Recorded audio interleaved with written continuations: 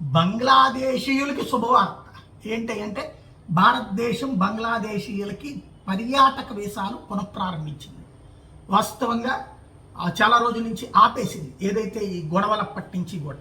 ఇప్పుడు బంగ్లాదేశ్ వాళ్ళు పోతున్నారు, ఒక పక్కన అధికారికంగా రావచ్చు, అధికారికంగా వెళ్ళిపోవాలి. ఇది ఫార్ములా.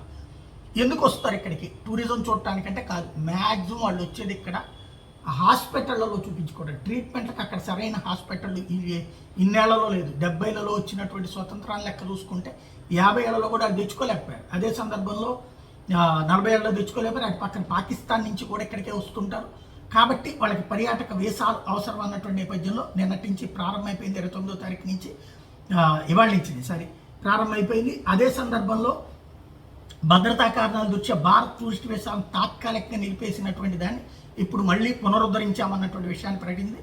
మానవతా దృక్పథంతో వీసాలు జారీ చేస్తాం, ఈసారి ఫాలో అప్ చేస్తాం. ఎందుకంటే ఇదివరకు వీసాలతో వచ్చేసేసి ఇక్కడ ఆ తర్వాత వీసాలు చించిపడేసి ఇక్కడ ఉండిపోయేవాళ్ళు. అట్లాంటి దాన్ని మాత్రం కంట్రోల్ చేస్తామని చెప్తున్నారు.